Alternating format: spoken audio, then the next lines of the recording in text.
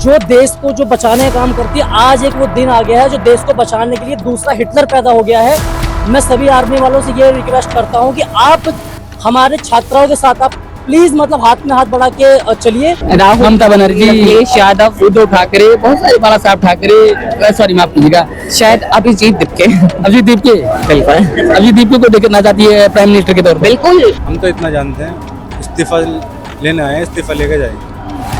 और जितने भी ये दिख रहे हैं ना, पहले डंडे हम खाएंगे, बाद में ये खाएंगे जब हम मर जाएंगे। ये भीड़, एक बार आप भीड़ दिखाइए।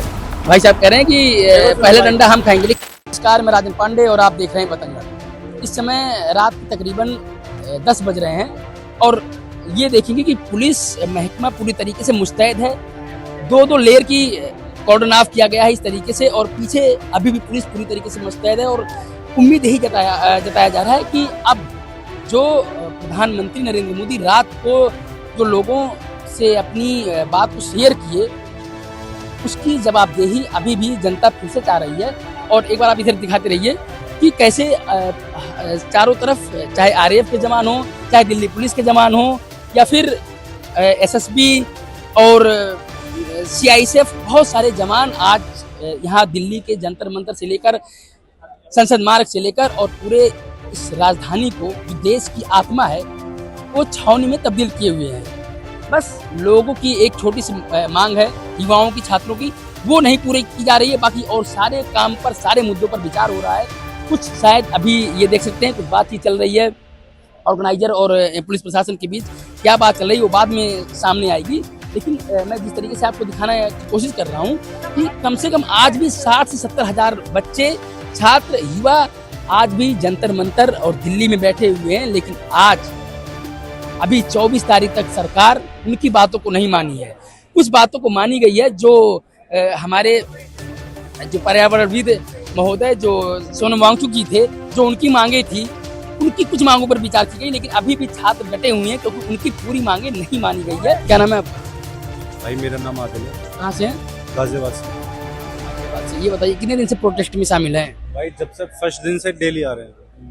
तो क्या लग रहा है, आप पहले दिन से आ रहे हैं, क्या कुछ इस प्रोटेस्ट में बदला हुआ नजर आ रहा है आपको? हम तो इतना जानते हैं, इस्तीफा लेने आए, इस्तीफा लेके जाएंगे। और जितने भी ये दिख रहे हैं ना, पहले डंडे हम खाएंगे, बाद में ये खाएंगे जब हम मर जाएंगे। ये भीड़, एक बार आप भीड़ दिखाइए।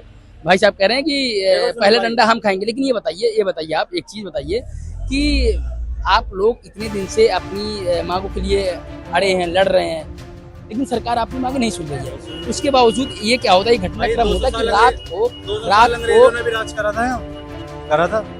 अगर गांधी जी हार मान जाते तो आज हम गुलाम होते। गुलाम आज भी हैं, आज इनके गुलाम है। देखो इधर देखो, ये मजे ले रहे हैं यहाँ पे। तो गुलाम तब भी होते हैं। तो फर्स्ट स्टेप तो लेना पड़ेगा भाई, कष्ट तो लगेगा। आज हम कष्ट लेंगे तो हमारी औलादें जो आने वाली हैं वो मजे लेंगे। मजे लेने का मतलब है मेरा फ्री घूमेंगे, सही पढ़ाई होगी उनकी, सही मेडिकल, उनके जितना भी इलाज होएगा उनका सही मेडिकल इलाज होएगा। अच्छा, सबसे बड़ा प्रश्न ये आता है कि बहुत सारे लोग ये भी बोलते हैं कि जब आज अनशन उन्होंने, सोनम वांगचुक जी ने तोड़ दिया, तो बहुत सारी बातों को ये प्रधानमंत्री मोदी ने जो अपने इंस्टा पे रील डालकर उन्होंने बोला कि हम बहुत सारी बातें छात्रों की मानेंगे, संसद में भी उठाएंगे, फास्ट ट्रैक कोर्ट के बारे में बात की उन्होंने। तो अब ये कुछ लोग ये प्रश्न उठा रहे हैं कि अब जो प्रोटेस्ट है इसको खत्म करना चाहिए। और अब एक नए तरीके से, जो मतलब कहने का ये है कि अब सरकार इस तरीके की बात मानने के लिए आप लोगों के लिए तैयार है। सिर्फ एक बंदे के या एक मंत्री के इस्तीफे पर क्यों अटके हैं आप लोग?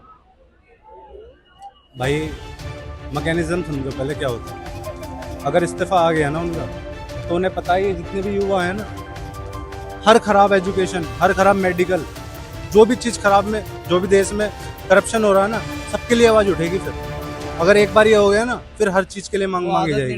फिर वो आदत नहीं डालना चाह रहे। मेन तो यही है कि मतलब अगर ये हटके, अगर हमारे प्रोटेस्ट से ये हटके कि एजुकेशन, सच्चाई के लिए आवाज़ उठाओ, उसको जेल कर दो। पाकिस्तानी है भाई तो चल।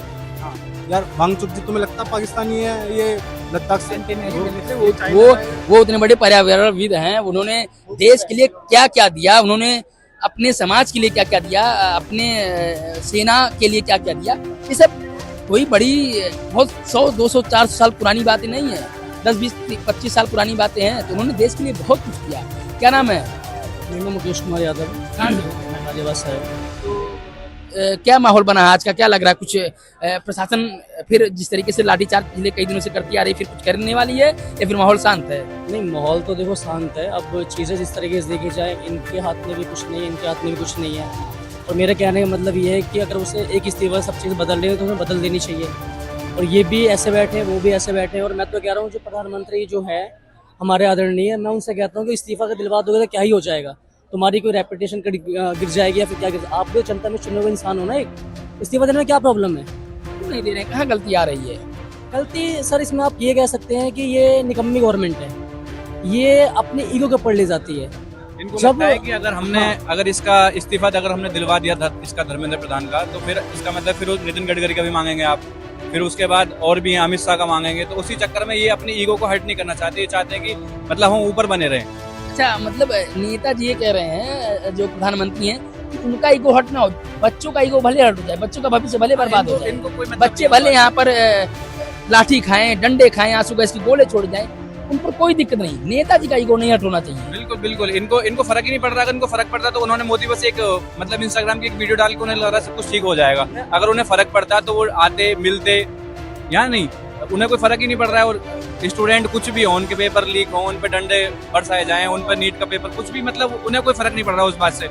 उन्हें बस अपनी ईगो जरूरी है, वो अपनी ईगो को बचाने के चक्कर में बस लगे हुए हैं। उन्हें कोई मतलब नहीं है कि यहाँ पे भूखे प्यासे इतनी जनता आई खड़ी हुई है। एक महीना होने वाला है लगभग जो प्रोटेस्ट चल रहा है। 20 तारीख से तो फिर और ज्यादा भीड़ बढ़ गई है। 20 तारीख में उनको लग रहा था कि हम डंडे चलवाएंगे, आंसू गैस के गोले छोड़वाएंगे तो सब कुछ ठीक हो जाएगा, लेकिन उससे कुछ फर्क नहीं पड़ा है। यहाँ पे देखो कितनी जनता मतलब अभी भी आ रही है और आ ही रहे हैं लोग, मतलब कम नहीं हो रहे, आ ही रहे हैं। और सही बात है। अगर रात के 10 बजे आप एक बार भीड़ दिखाइए कि रात के 10 बजे अगर मतलब कम से कम 70,000 60,000 जनता इस चारों तरफ जंतर मंतर के संसद मार्ग पर अगर बैठी है, वो एक आदमी के इस्तीफे के इंतजार कर रही है, तो आखिर ये बहुत बड़ी चीज नहीं है। और प्रधानमंत्री नरेंद्र मोदी को भी इनको ये माना जाता है कि वो अपने आप को बताते कि हम बड़े महान नेता हैं। बड़े बड़े जब सर्वे आते हैं तब भी वहाँ पर आता है कि सबसे बड़े नेता हैं विश्व के, सबसे बड़े लोकतांत्रिक देश के नेता हैं। तो ये बहुत छोटी सी बात है। अगर कुछ आवाज है छात्रों के, युवाओं की, तो उनकी मांग को पूरा करने का काम और जिम्मेदारी उनकी। यहाँ क्या बोलना चाह रहे हैं? मैं ये बोलना चाहूँगा, जैसे हमारी जो देश की आर्मी होती है वो सर्वप्रिय है, जैसे वो हमारे देश की जो रक्षा करती है। आज मैं आपसे ये कहना चाहता हूँ, क्या आप 20,000 सैनिक क्या इस प्रोटेस्ट में नहीं आ सकते? क्या नहीं आ सकते? ये क्या आपके बच्चे नहीं है? अच्छा, आप सेना से उम्मीद कर रहे हैं कि जो जी, बॉर्डर पर हैं जी, वो आकर जंतर मंतर पर रह रहे लोगों के साथ खड़े हों या प्रशासन के साथ खड़े हो? क्या चाह रहे हैं? क्या वो मैं चाहता हूँ कि जनता के साथ जो हमारी आर्मी है, जो मजबूत आर्मी है जिसे कहते हैं हम, जो देश को जो बचाने का काम करती है। आज एक वो दिन आ गया है जो देश को बचाने के लिए दूसरा हिटलर पैदा हो गया है। मैं सभी आर्मी वालों से ये रिक्वेस्ट करता हूँ कि आप हमारे छात्राओं के साथ आप प्लीज मतलब हाथ में हाथ बढ़ा के चलिए, और इसका साथ साथ प्रधानमंत्री मोदी का भी हमें इस्तीफा प्लीज करवाइए। हम आपसे बहुत कि जो आप सेना के लोगों से बात करना चाह रहे हैं, सेना के बारे में बोलना चाह रहे हैं, आर्मी के बारे में, तो क्यों आपकी बात मानेगी? वो तो सरकार की बात सुनेगी, आपकी बात क्यों सुनेगी? नहीं सर, वो सरकार की बात पहले सुनेंगे, क्योंकि वो हमारे हित के लिए बॉर्डर पे खड़े होते हैं। वो उन्होंने हमारे लिए जान देते हैं। वो तो जो हमारे लिए जान देते हैं, तो आज फिर वो दूसरी व्यवस्था बन चुकी है जो हमारे यहाँ पर देश को बर्बाद करने का काम कर रही है। तो मैं आपसे ये कहना चाहता हूँ कि अभी फिलहाल के लिए आर्मी प्लीज सपोर्ट करिए आप, वरना देश फिर दोबारा गुलाम होने के लिए तैयार है। अगर जैसे आप आएंगे तो 2 दिन में इस्तीफा हो जाएगा, गद्दी छोड़ो खुद भाग जाएगा अपने आप ही। मैम, बहुत लोग के मन में अब एक प्रश्न है कि जब धर्मेंद्र प्रधान अगर इस्तीफा दे देते हैं तो क्या ये लगता है कि शिक्षा में सुधार हो जाएगी? क्योंकि ये बहुत सारे जो सोशल मीडिया पर करने वाले वो करते हैं, तो मैं सोचा आपसे पूछूं। देखिए, रिस्पॉन्सिबिलिटी लेना तो सबका काम है। तो अगर वो रिस्पॉन्सिबिलिटी लेंगे तो आगे से जो बाकी लीडर्स आएंगे और वो देखेंगे कि अगर वो गलत काम करेंगे तो वो थोड़ा डरेंगे इस चीज से। तो मुझे ऐसा लगता है कि अगर वो रिस्पॉन्सिबिलिटी लेके खुद से रिजाइन कर देंगे, अब वो इतने टाइम से प्रदर्शन कर रहे हैं, उसके बाद भी वो रिजाइन नहीं कर रहे हैं, उन्हें अब तक खुद ही शर्म आनी चाहिए थी और खुद ही रिजाइन कर देना चाहिए। इससे क्या होगा कि एक रिस्पॉन्सिबिलिटी बढ़ेगी, बाकी भी गवर्नमेंट, इसके बाद भी गवर्नमेंट आएगी उसमें भी रिस्पॉन्सिबिलिटी बनेगी। ये सब नहीं करना बंद होगा, थोड़ा कम होगा, तो मुझे ये लगता है वो रिजाइन देना इसलिए चाहिए। अच्छा, सोनम वांगचुक सर आज अनशन तोड़ दिए तो मतलब अब जैसे सोनम वांगचुक सर क्या इस प्रोटेस्ट से हट गए, अब आप लोग का प्रोटेस्ट जो है वो अलग हो गया क्योंकि सोनम वांगचुक सर ने तोड़ दिया, अभी तो वो अपने आप लोग के साथ थी, उनकी मांगे भी जो थी वो मान रहे कि हमारी मांगे पूरी हो गई। देखिए, सोनम वांगचुक सर अभी भी हमारे साथ में है, उन्होंने अपनी थोड़ी मांगे चेंज की हैं, लेकिन स्टूडेंट इतने सारे आए हैं, इतने बच्चे यहाँ पे पहले से बैठे हैं और जो ये कांग्रेस जनता पार्टी बनी है, स्टूडेंट्स की पार्टी बनी है, तो उनकी जो मांगे हैं वो अलग है और सर की जो मांगे हैं वो थोड़ी अलग हो गई है, लेकिन अभी भी जो हमारी मांगे हैं वो भी तो रीजनेबल है ना। क्या नाम है आपका? मैं सिर्फ अभय प्रताप सिंह। अच्छा, कहाँ से आए हैं? भाई मैं आया हूँ फिरोजाबाद से। आप पूरी तैयारी के साथ आए हैं, मतलब क्या आप 20 तारीख को आप भी लाठी खाए थे क्या? नहीं, लाठी मैं 20 तारीख को नहीं खाया था, मैं 22 तारीख को आया था। अरे 22 को तो लकीली मुझे पता लगा यहाँ लाठी पड़ रही है, हाँ। तो अपनी प्रोटेक्शन मैं पहले से लेके आया हूँ। हाँ। बाई चांस इन केस अभी सब कंट्रोल में है, कोई सीन बनता है तो मैं थोड़ा सेफ रहूँ। तो सेफ रहेंगे, शरीर से तो सेफ रहेंगे, बॉडी से।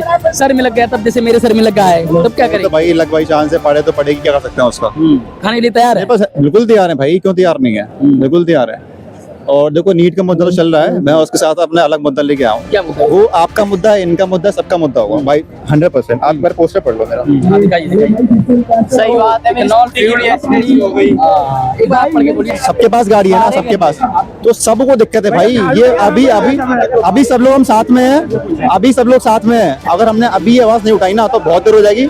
यही मौका है हम सबको साथ में अभी उठाने का आवाज, सारे मुद्दे लाओ अभी, क्योंकि इतना क्राउड आपने इससे पहले कभी देखा भी नहीं होगा प्रोटेस्ट में। अभी सब एक साथ खड़े हैं तो उठाओ इस मुद्दे को भी। सरकार तो कह रही है कि हमें इथेनॉल से कोई दिक्कत नहीं, ना तो जनता को कोई दिक्कत है। दूसरी चीज जो करी तो अभी तो टेस्टिंग चल रहा है, जनता के साथ तो टेस्टिंग कर रहे हैं। अगर उन्हें टेस्टिंग करनी होती तो कम से कम 50 गाड़ियां लेते, 100 गाड़ियां लेते, टेस्टिंग करते, टेस्टिंग करने के बाद वो अप्रूव होता, उसके बाद ले आते ना। टेस्टिंग कर रहे हैं हमारे आपकी गाड़ी पे यार, वो गाड़ी हमारी खराब हो रही है, आपकी खराब हो रही है, तो मुद्दा तो है ना असली मुद्दा। मैम कहाँ से हैं आप? मैं दिल्ली या गीता कॉलोनी, दिल्ली से ही हूँ मैं लोकल। क्या ये इसमें क्या लिखा, एक बार मैं पढ़ लूँ इसको। पेपर लीक की ये सरकार नहीं चलेगी अब की बात। तो लेकिन अब ये बताइए, आप SFI से हैं क्या?